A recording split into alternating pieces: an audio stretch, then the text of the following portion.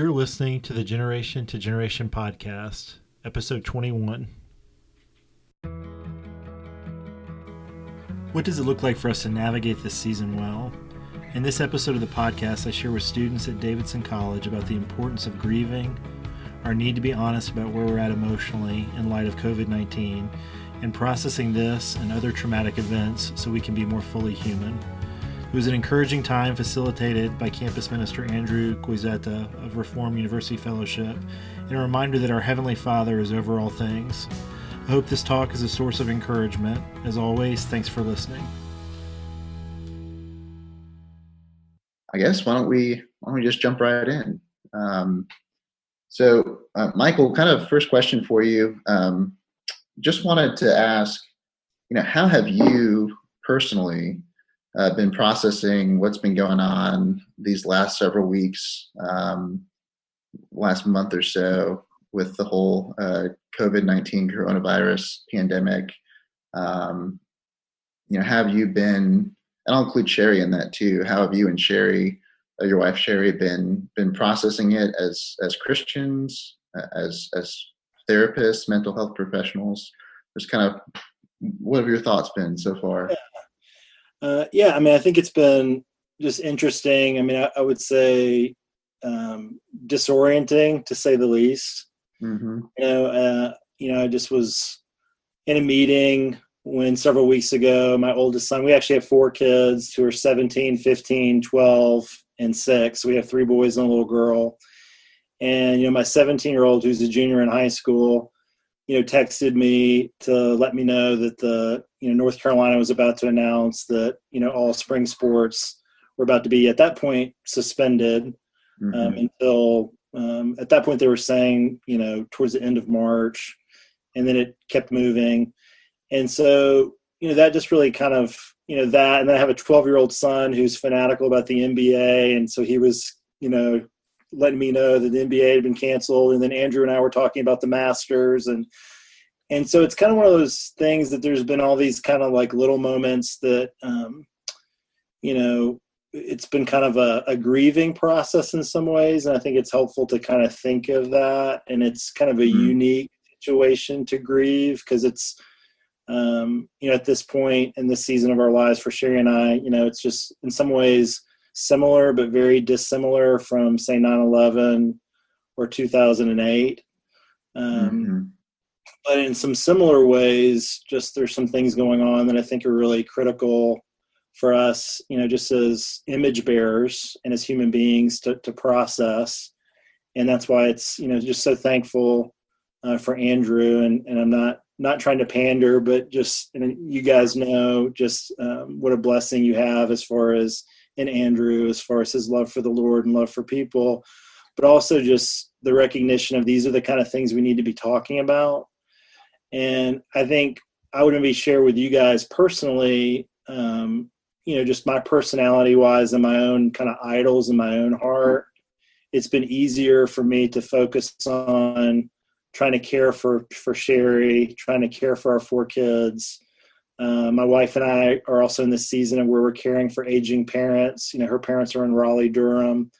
My parents are in Birmingham. And I'm sure, like you guys, there's maybe a continuum where some are really panicked and some are, whatever kind of 24-hour news show they're listening to saying, well, this is kind of overblown, and trying to kind of walk them through that. And wasn't really giving a lot of space for myself to kind of grieve and wrestle with just some legitimate sadness and, even, other feelings getting stirred up. And I just think that's why it's good for all of us to, especially as a Christian community, to have our community be a place where we can be honest and share our needs and kind of process kind of what's going on. Mm-hmm. You brought up kind of 9/11 and said that, you and Sherry have talked about how that, how you had compared it and contrasted it with 9/11. Is that kind of the closest thing that we have to like something similar to what's going on now? And even then, does it kind of fall short, or the similarities? It's interesting. That's a great question, Andrew.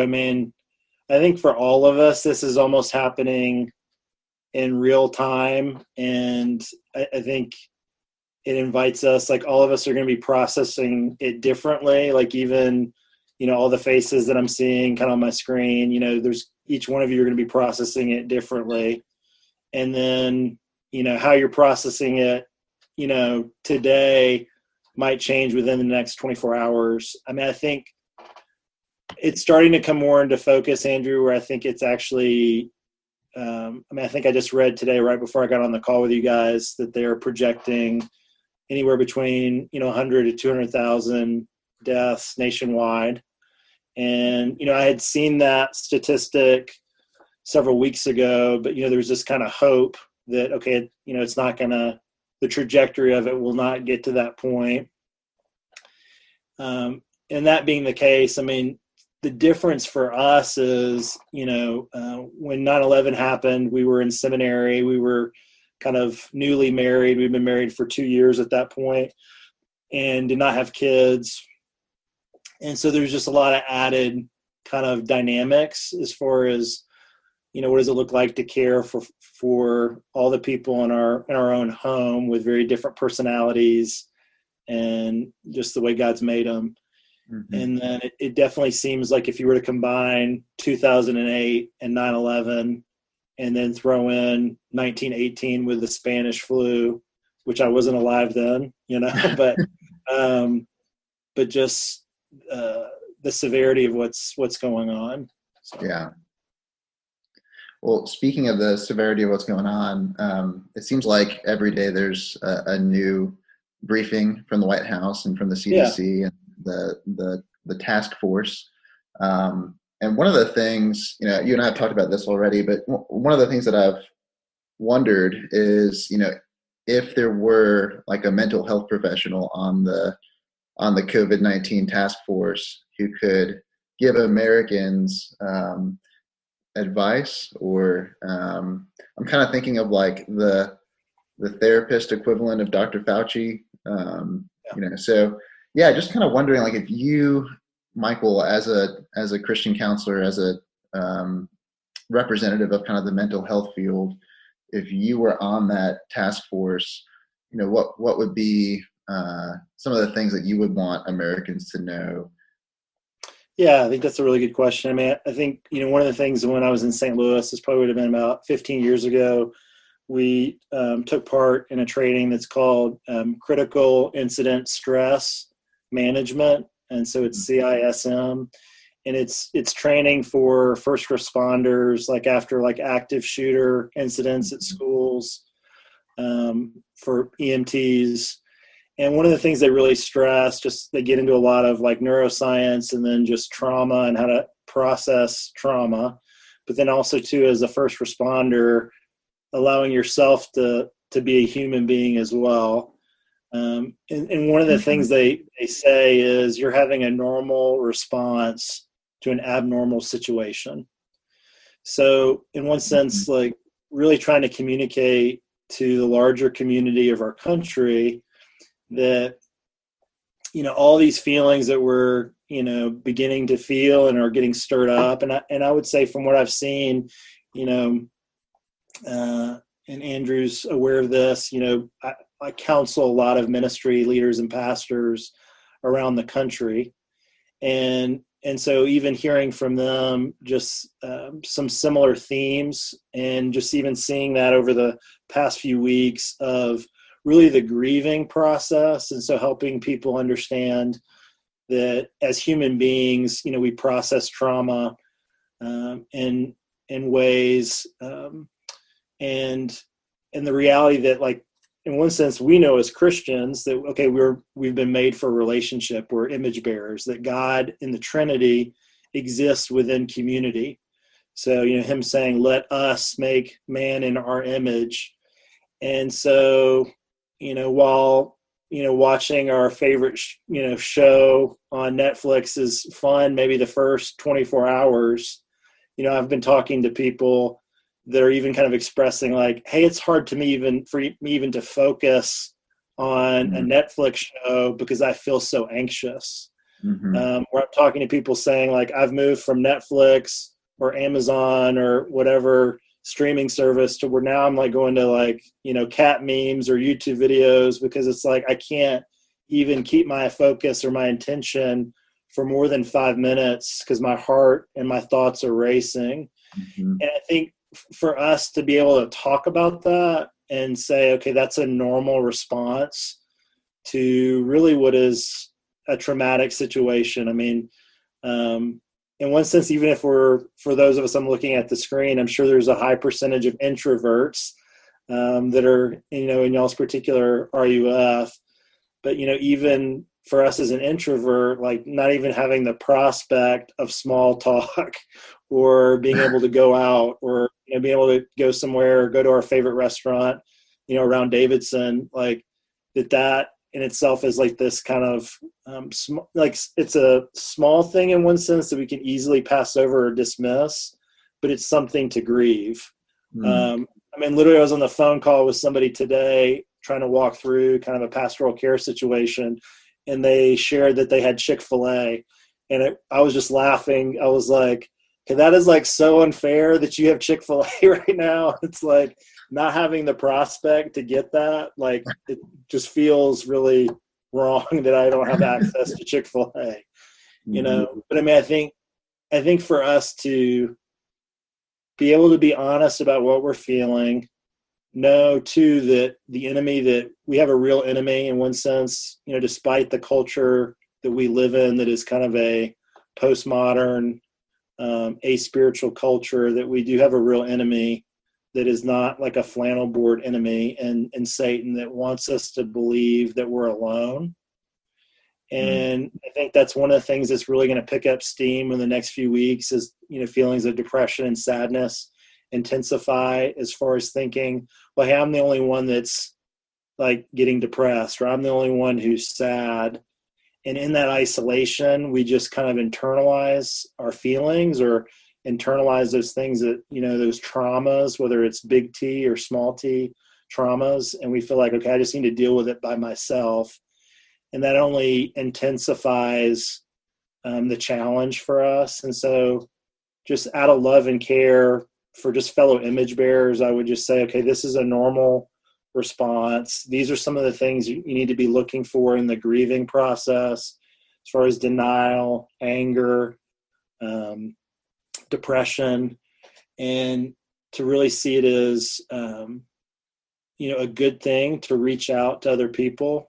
For us as, even the community of RUF, when I think back, to RUF, if I have any regrets, it's just like maybe those moments where I didn't share vulnerably or I didn't ask for help.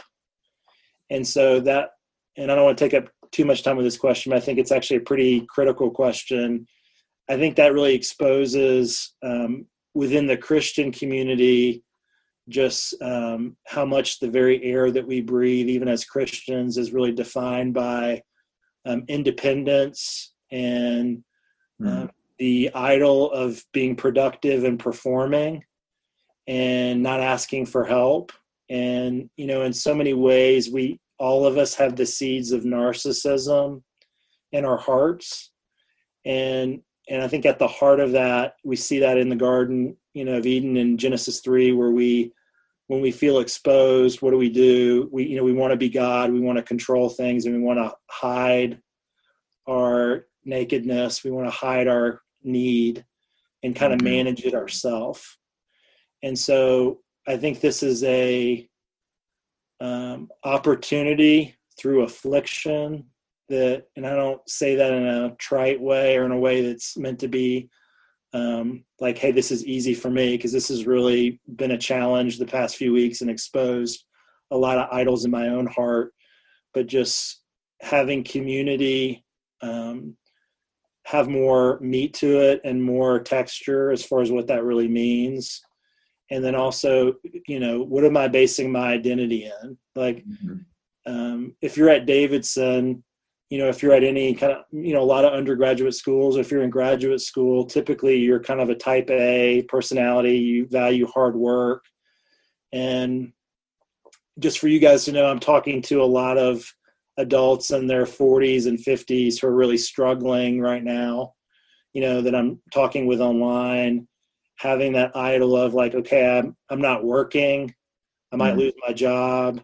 I'm not producing anything. I'm talking to pastors. I mean, pastors are actually some of the worst, myself included, of like, where is my identity if I'm not, kind of caring for other people, when really, what I'm trying to do is get my worth and value through doing, as opposed to resting in who God is and resting in his love. So that's a long answer. I think that's it's a pretty significant question, and I think something just for all of us, myself included, that we have this opportunity to press into in these next few weeks, and I would say also months. So. Well, the last question that I have for you, Michael, and then I'd love to take some questions from our students. So I've gotten a few. Keep texting, or not texting me, but sending me your questions through the chat feature. But this last question is kind of more, I think, Davidson specific, and maybe inviting you, Michael, to kind of enter the shoes of our Davidson students. But it's been less than 3 weeks. I guess it'll be 3 weeks ago this Thursday that our students were told classes are canceled until the following Wednesday, and we meaning the administration, want everyone to leave campus by that time, and then we're going to switch to virtual classes. And that was pretty disruptive for just about everyone, but maybe even traumatic for many of us, or most of us. I mean, so I guess, and this is kind of going along with what you were saying earlier, but with such a major change, what sorts of emotions would you expect us to be experiencing? I guess I kind of want you to maybe help normalize what we're going through. Whether you're a senior all the way down to a freshman, like, this is just not how we expected our spring semester to wrap up. This was a week after spring break, the week after spring break that we were told that classes were going to be moving virtual. So I guess I'm just asking kind of the general question, like, what would you expect us to be experiencing? But then also, like, how, I'd love to hear your thoughts on, how can we process kind of the disappointment, or the sense of disappointment that we feel just kind of over a lost second half of the spring semester. Yeah, I mean, that's a great question. I mean, I've actually never been to Davidson. I actually have a lot of friends who've gone to Davidson, but, even as you were asking that question, Andrew, I was thinking back as far as, if I had lost my spring semester at the University of Alabama, like my junior or senior year, I think it's one of those things, like, what would have been some of the things I would have lost if I was in the situation that you guys are in right now. And, I think there's the more obvious things as far as, like, going to class, or those things, which are significant losses. But I mean, we had a group of about 30 people from RUF that on every Sunday in the spring, they had a huge quad at Alabama, and we would eat lunch, and then all show up, and we would just play, ultimate frisbee for probably 3 to 4 hours every Sunday. And just the thought of, like, all the things that happened in those kind of conversations and those interactions with all those 30 people. Some of those were good interactions. Some of those were, like, traumatic, breakups, which I'll say that, like, hypothetically, but, but just to think about if that had been taken away, that is, that's actually something that would be legitimate for me to have grieved.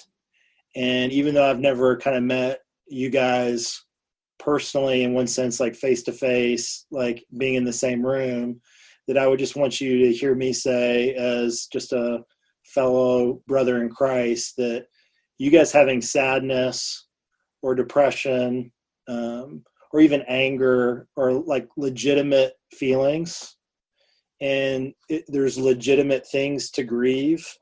And, I'll maybe throw Andrew into this boat with me, but it's definitely, I'm in there where, it's probably for Andrew and I, it was probably not until our, late 20s or even early 30s where God allowed things in our lives to really confront us with our need to grow and the ability to grieve.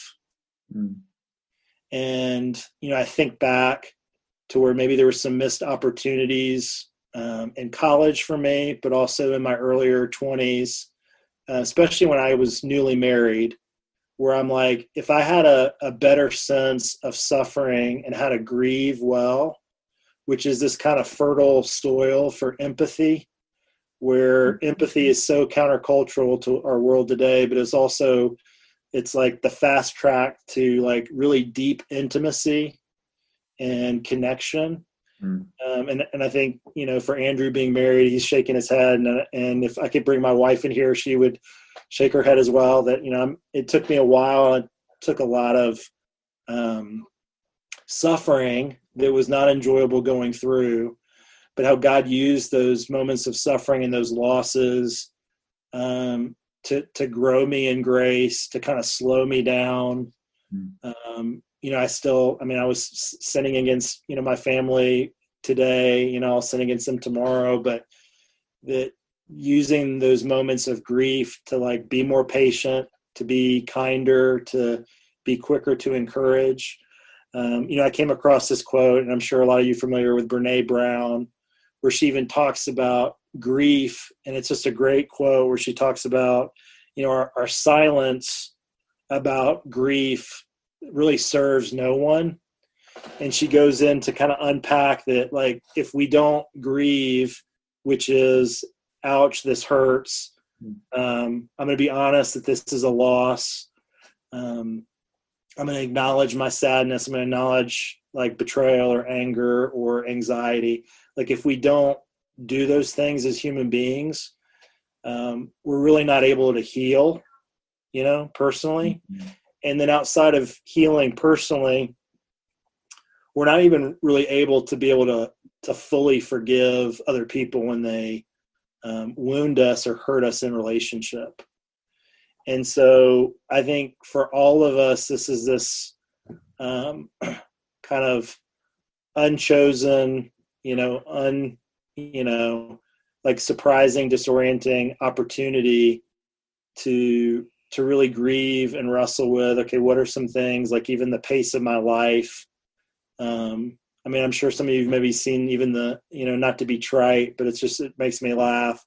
The first Sunday back from RUF with Chris Farley kind of running into the David Letterman show, and he literally like form tackles and does cartwheels. And I think there's just like almost this tangible image of appreciating those things that were kind of right in front of us. And so I guess out of love for you guys, I would just say, to see this as an opportunity to kind of lean on one another, to see this as an opportunity that you're not being indulgent or immature, to say I'm scared or I'm anxious or I'm having even panic attacks. Because as I say that to you, like I'm counseling pastors in their 40s and 50s who are dealing with this, who don't feel the freedom to kind of be honest and share that with the people in their church. And so, and Andrew and I were talking about this, that if 60-year-old pastors of like large ministries don't have the playbook on this or are dealing with these feelings, it should be okay for us who are also image bearers and human beings to say, okay, am I going to have a fall semester? What is this going to look like next year? Like, to ask these questions and really wrestle. But I think on the other side of it, it's also exposing, like, God, do I really trust you? Are you good?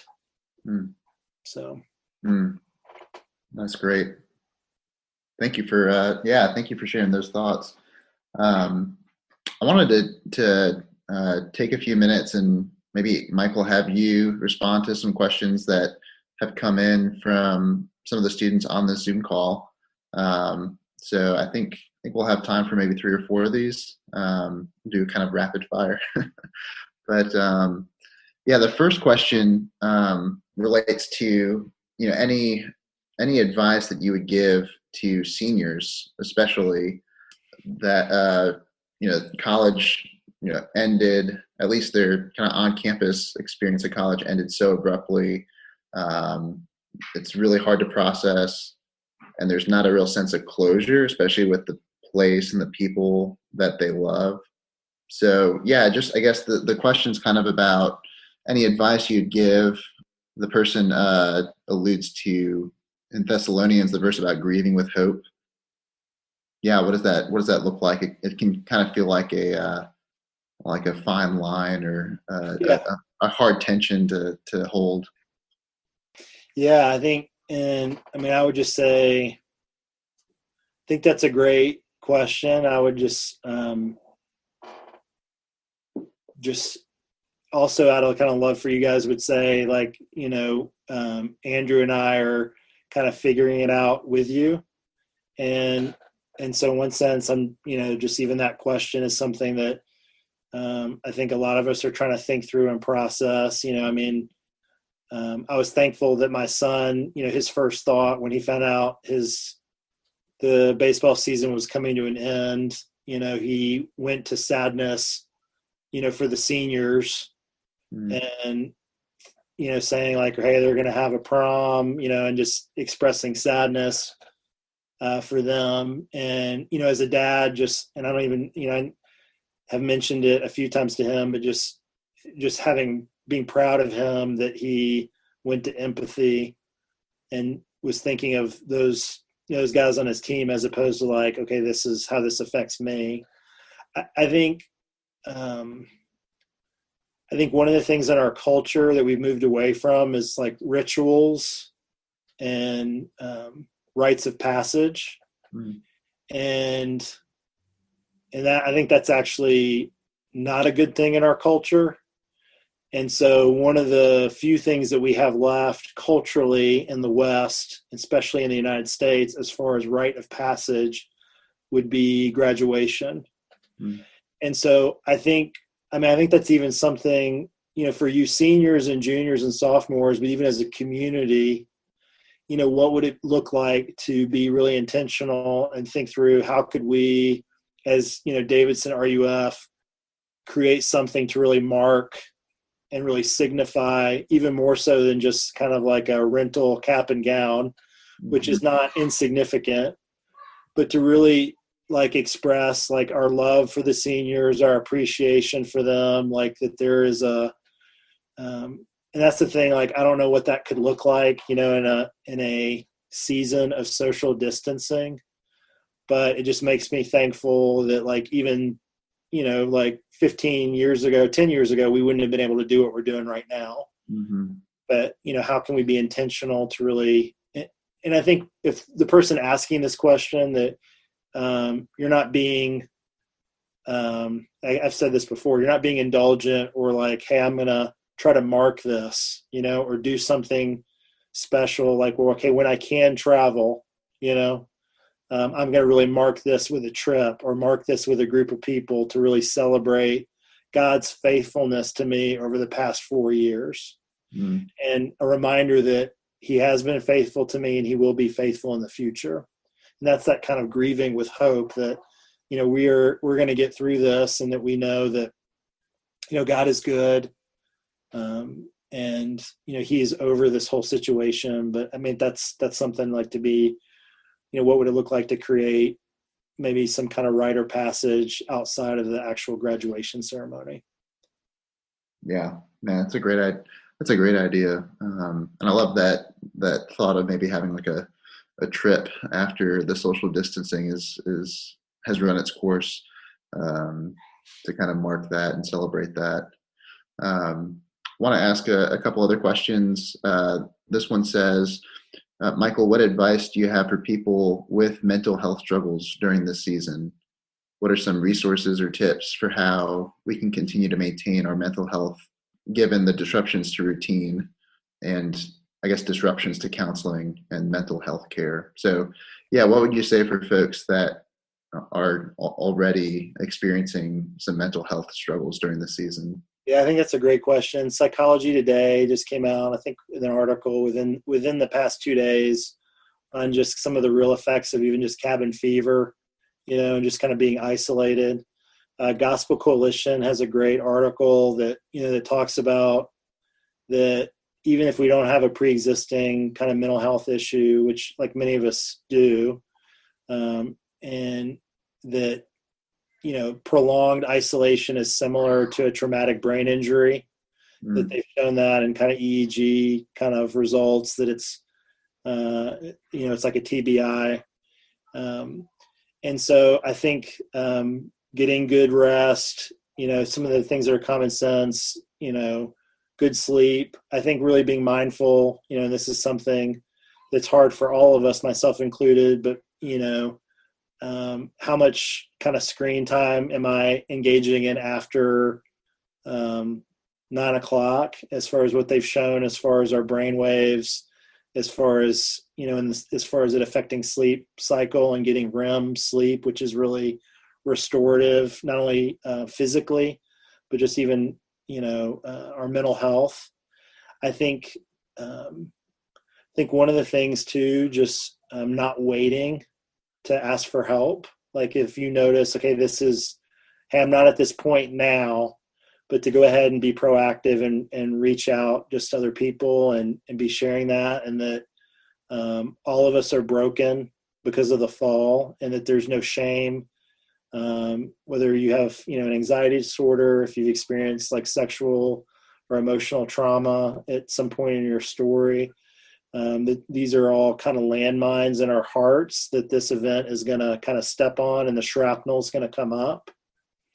And so I think another avenue is online counseling. If we're not able to kind of physically go and sit in front of a counselor, that's one of the things that I started doing some online counseling probably 10 years ago, and it was kind of a new medium and was not very typical. And the first couple sessions you would have to spend processing just the technology. Mm-hmm. I would say within the past few years now, if you were to process that, people are like, why are we wasting time talking about Zoom or FaceTime? And it's just such a part of our day in, lives. And so there's a lot of really good options. Global Counseling Network is, has a lot of people that Andrew went to seminary with, that I went to seminary with. I'm a part of that network as well. Our counseling practice, my wife and I, there's a lot of other therapists do online counseling, and we were doing that before, the past month. Now that's pretty much all we're doing. So I would just encourage you to reach out for online counseling as well. Yeah, that's great. One last question for you, Michael. How can we from afar comfort friends or loved ones who are suffering or struggling? Yeah. I mean, I think, I've been thinking about that a lot. I mean, I think, we have around 300 people in our church. And so we've a lot of them are older, so we can't, we just can't even be within 6 feet. They can't even just get out. And so it's a lot of texting, Facebook, calling, emails. I think all those things are things we can do to try to encourage people. I do wonder, though, Andrew, and you and I haven't talked about this yet, that I think I'm wondering if this forced stillness that's been given to us and this social distancing and having to kind of like isolate will maybe be an opportunity for us to kind of rediscover the power of prayer. Mm-hmm. And I think for us who like tend to be like take the hill, productive, let me do things like out of my effort or performance. It can seem very passive to pray, but in God's word and just the reality of just the power of prayer, that there's something that really is redemptive and healing and significant in prayer, and that's not insignificant, us praying for family and friends and praying for one another, and that is really needed in this time, and something that in so many other parts of the world and so many other cultures, they recognize, I think in some ways, who've experienced a lot of suffering and then maybe haven't had the freedoms that we've had as far as public worship or affluence or things maybe that we've taken for granted, where their only means of, like in one sense, is really prayer for those in their community. Mm-hmm. So. No, that's great. Well, Michael, thank you so much for joining us. This has been really helpful. Thanks for listening to today's episode. If you've been enjoying the podcast, I'd really appreciate it if you would leave a review on iTunes or Facebook. If you know someone who might enjoy or be encouraged by the show, feel free to share the podcast with them. Your willingness to share the show is one of the best ways to help it grow. As always, thanks for listening. Until next time.